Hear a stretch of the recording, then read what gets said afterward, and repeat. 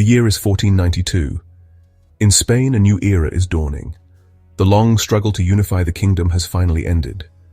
Queen Isabella I of Castile and King Ferdinand II of Aragon, the Catholic monarchs, now look outwards. They gaze across the vast, uncharted Atlantic Ocean. It is a world on the cusp of immense change, a moment of profound transformation for humanity. A Genoese navigator, Christopher Columbus, has a bold idea. He believes he can reach the rich spice markets of the East by sailing west. Many think him a fool. But the Spanish crown, filled with ambition and a powerful sense of destiny, decides to fund his daring voyage. It is a gamble that will alter the course of history forever. 3 small ships, the Nina, the Pinta, and the Santa Maria, set sail from the port of Palos de la Frontera. They are tiny vessels, dwarfed by the immense rolling waves of the open sea. For weeks the crew sails into the unknown, their hopes dwindling with each passing day. The horizon offers nothing but an endless expanse of blue water. Then, on the morning of October 12th, a lookout spies land. It is not the fabled coast of Asia, as Columbus believed, but something entirely different. It is a new world, a continent teeming with life, cultures, and resources completely unknown to Europe. This single moment of discovery is the seed from which a mighty empire will grow. Following Columbus's wake, a new kind of adventurer emerges from Spain. They are the Conquistadors, the Conquerors. These are men of iron will, driven by an insatiable hunger for wealth and renown. They are soldiers, explorers, and entrepreneurs, all rolled into one.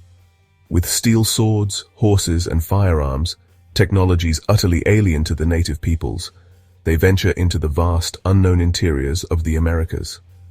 In Mexico, a man named Hernán Cortés leads a small force of just a few hundred soldiers against the mighty Aztec Empire. This civilization is vast, sophisticated, and ruled from the magnificent city of Tenochtitlan, a marvel of engineering built on a lake. The Aztec emperor, Moctezuma II, commands armies of thousands. On paper, the Spanish stood no chance, but Cortés is a master of strategy and diplomacy.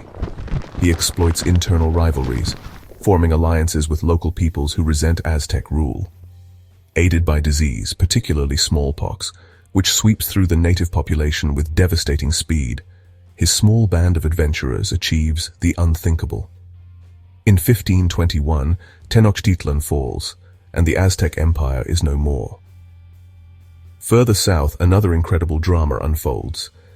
In the Andes Mountains of Peru, Francisco Pizarro confronts the Inca Empire. This empire is the largest in the Americas, a highly organized society connected by an extensive network of roads and ruled by the divine emperor Atahualpa.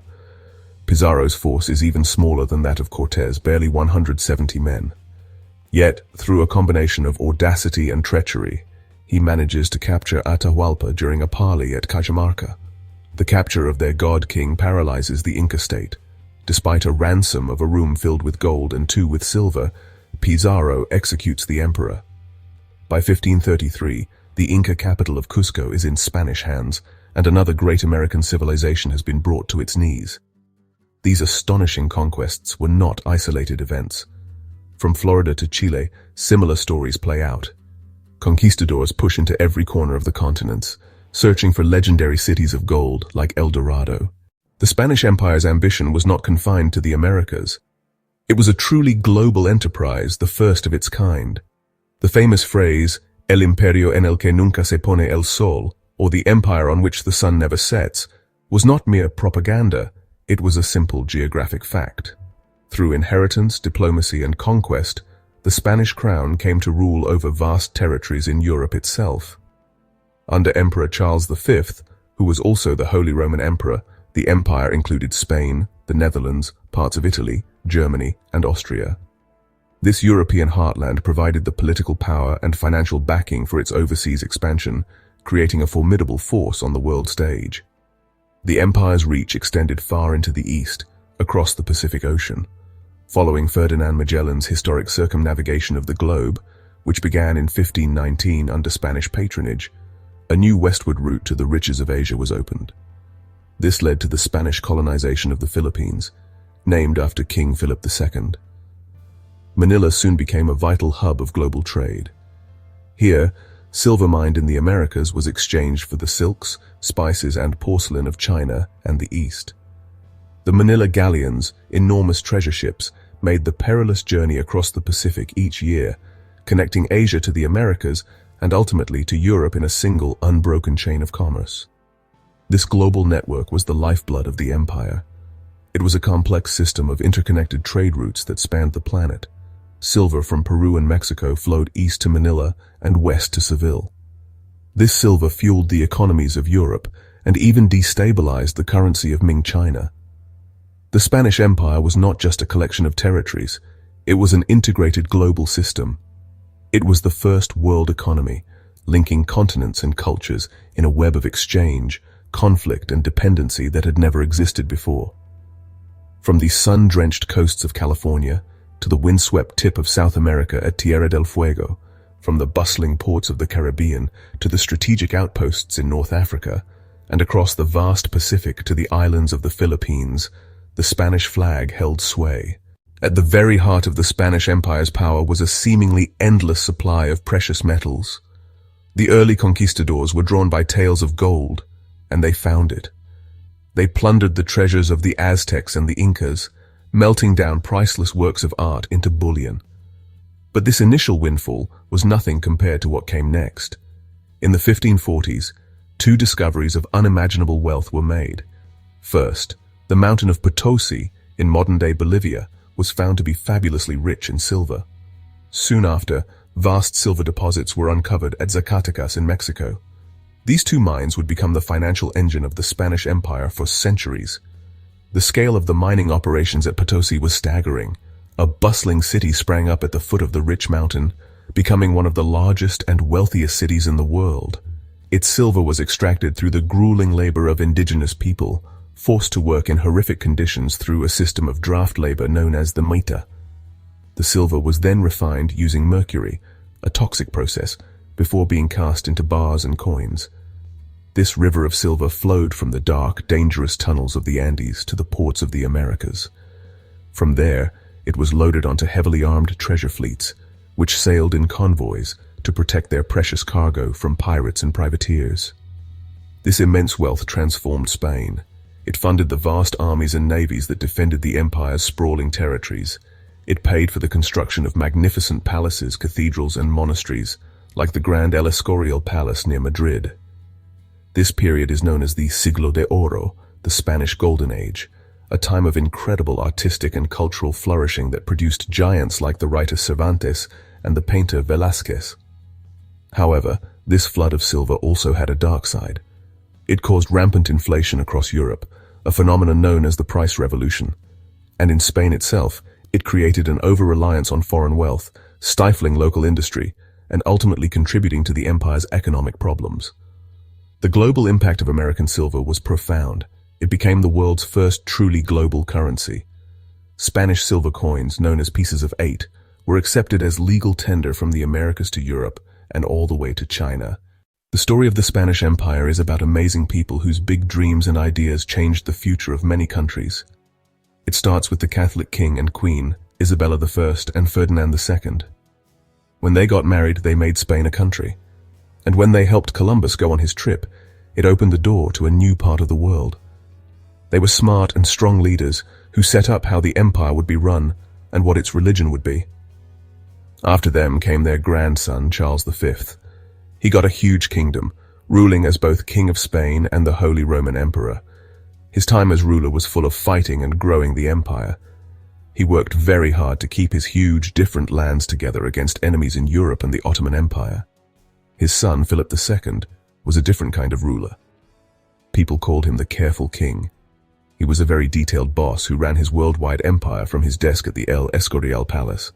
His time as king was when Spain was strongest. He beat the Ottoman navy in the Big Sea Battle of Lepanto in 1571.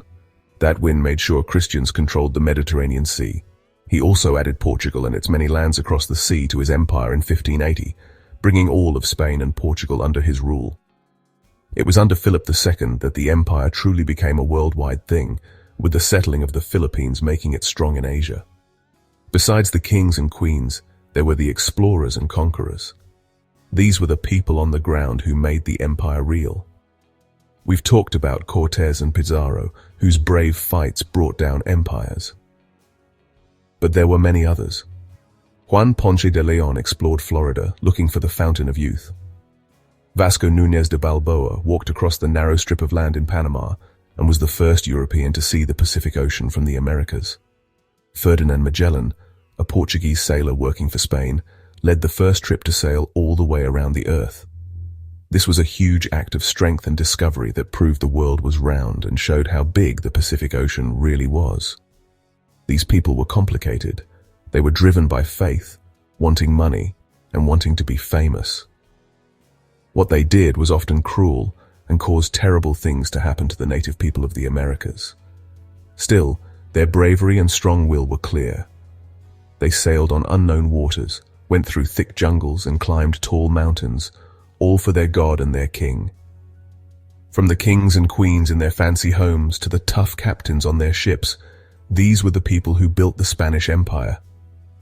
They were the ones who, whether for good or bad, changed the map of the world and started a new global age. So the Spanish takeover of the Americas wasn't just about fighting and politics. It was a huge change for living things and cultures too.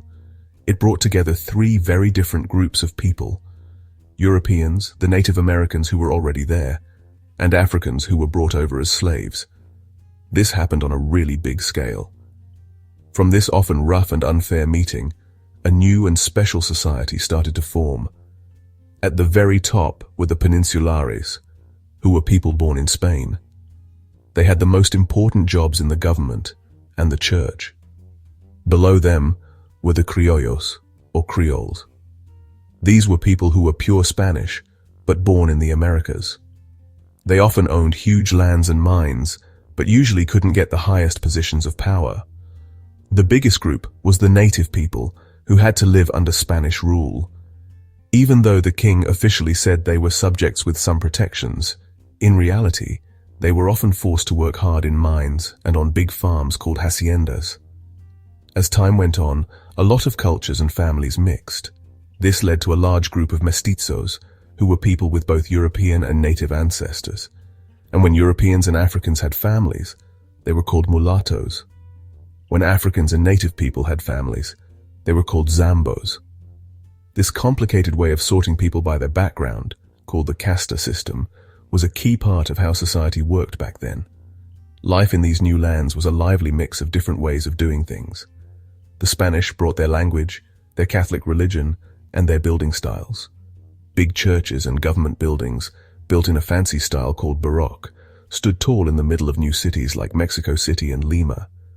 These cities were often built right on top of the old native capitals. The Catholic faith was very strong, and missionaries worked really hard to convert the native people. But this change wasn't always complete. Native beliefs and customs mixed with Catholic ways, making a special kind of Christianity that you can still see in Latin America today. This mixing of cultures, called mestizaje, was everywhere. New foods appeared, combining European ingredients like wheat and pork with American basics like corn, potatoes, and tomatoes. Music mixed Spanish guitars with African beats and native flutes. This new culture wasn't just Spanish, and it wasn't purely native or African either. It was something completely new, made in the tough times of building an empire. It was a complicated world, full of contradictions. There was both unfair treatment and new ideas, oppression, and the creation of a rich new culture that would come to define modern Latin America. For all its power and wealth, the Spanish Empire was never at peace. Its vast size and immense riches made it a target for jealous rivals. From the 16th century onwards, Spain found itself locked in a near-constant state of war. Its primary European rival was France, with whom it fought for dominance in Italy and across the continent. In the north, the Protestant provinces of the Netherlands rose up in a long and bloody rebellion, the 80 Years' War, eventually winning their independence and becoming a major commercial and naval competitor. The rise of Protestant England under Queen Elizabeth I also created a formidable enemy. The seas, the vital arteries of the empire, became a battleground. English sea dogs like Sir Francis Drake launched devastating raids on Spanish shipping and colonial ports in the Caribbean. They saw themselves as Protestant crusaders and patriotic pirates, plundering Spanish treasure for their queen and their country. The culmination of this rivalry was the Spanish Armada of 1588. King Philip II assembled a massive fleet, the largest Europe had ever seen, with the goal of invading England and deposing Elizabeth. However, a combination of English naval tactics, poor Spanish strategy, and a powerful storm, the Protestant wind, led to the Armada's catastrophic defeat. This was a huge blow to Spanish prestige and naval power. The challenges were not just external. The empire also faced significant threats from within. The vast distances and difficult terrain made the colonies difficult to govern effectively. Rebellions by indigenous peoples were a constant concern. One of the most serious was the Tupac Amaru II rebellion in Peru in the 1780s, a massive uprising that sought to throw off Spanish rule and restore an Inca state. Although ultimately crushed, it revealed the deep-seated grievances and instability within the colonial system. The immense cost of defending such a sprawling empire and fighting so many wars placed an incredible strain on the Spanish treasury, even with all the silver from the Americas. These endless conflicts drained the empire of men and money. The wealth from the New World, which seemed limitless, was squandered on European battlefields. Spain was forced to declare bankruptcy multiple times. Its military, once feared, began to suffer defeats. The defeat of its supposedly invincible infantry tercios at the Battle of Rocroi in 1643 at the hands of the French is often seen as a symbolic turning point. The empire was overstretched, fighting on too many fronts at once. Its rivals were growing stronger, more dynamic, and more modern, while Spain, burdened by the weight of its own empire, began to show signs of exhaustion. The decline of the Spanish Empire was not a single event, but a long, slow process that spanned nearly 2 centuries. The military and economic strains of the 17th century had left the kingdom weakened. The last Spanish Habsburg king, Charles II, died without an heir in 1700, triggering the War of the Spanish Succession. This major European conflict ended with a Bourbon on the Spanish throne. As part of the peace treaty, Spain was forced to cede valuable European territories like Gibraltar to Great Britain. While the new Bourbon monarchs brought reforms, the empire had lost its dominant position in Europe. The turning point came at the beginning of the 19th century. The ideas of the Enlightenment, the American Revolution, and the French Revolution had spread to the colonies. The criollos, the American-born Spanish elite, grew increasingly resentful of their second-class status. When Napoleon Bonaparte invaded Spain and placed his brother on the throne, it created a power vacuum. Colonists argued that sovereignty now rested with the people. This was the spark that ignited the fires of revolution. Long and bloody wars for independence erupted across the continent. Charismatic leaders like Simon Bolivar led revolutionary armies against royalist forces. One by one, the colonies fell away. From Argentina and Chile to Colombia, Mexico, and Peru, the Spanish Empire crumbled. By 1825, all that remained were Cuba and Puerto Rico. The loss of the American mainland was a devastating blow from which Spain would never recover. The final act came at the end of the 19th century. The United States intervened in the Cuban War of Independence, leading to the Spanish-American War. The aging Spanish Navy was no match for the modern American fleet. Spain was forced to cede Cuba, Puerto Rico, and the Philippines to the United States. This disaster of '98 marked the definitive end of the Spanish Empire. The sun had finally set on the global dominion that had once been the most powerful on Earth. Even though the Spanish Empire as a country is long gone, what it left behind is everywhere, deeply woven into today's world. Maybe its biggest and most common gift is the Spanish language. Today, Spanish is the second most spoken language by people who grew up speaking it, and it's the official language in over 20 countries. From the busy streets of Madrid to the lively cities of Mexico City, Bogota, and Lima, hundreds of millions of people talk, dream, and create in the language that the conquerors and church workers brought with them across the ocean. This language connection is a strong and living link to the past empire. You can also see the empire's impact carved into the land itself. The way many towns and cities in the Americas are laid out, like a checkerboard, with a main square, a church, and a government building in the middle, comes straight from how the Spanish planned their cities. Huge, fancy churches show how powerful and rich the empire was, and how important the Catholic religion was. The faith that Spain spread so eagerly is still the main religion all over Latin America, shaping how people live, their holidays, and their traditions in big ways, often mixed with the native beliefs it once tried to get rid of. The Columbian Exchange, which started when Spain arrived in the Americas, changed what people ate and how nature worked all over the world forever. It's hard to imagine Italian food without tomatoes, Irish history without potatoes, or Swiss chocolate without cocoa, all plants from the Americas. Also, the Americas changed because European animals like horses, cows, and sheep were brought over, which changed the land and how native people lived. This huge exchange of plants and animals, with all its effects, is one of the most important things left from that time, connecting the world through the food we eat every day. Finally, the empire left behind people. The mixing of Europeans, Native Americans, and Africans created the rich mix of different groups and ways of life that makes up modern Latin America.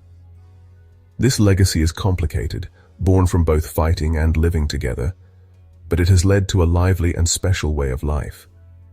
The story of the Spanish Empire is an exciting tale of finding new things, taking over, and then fading away.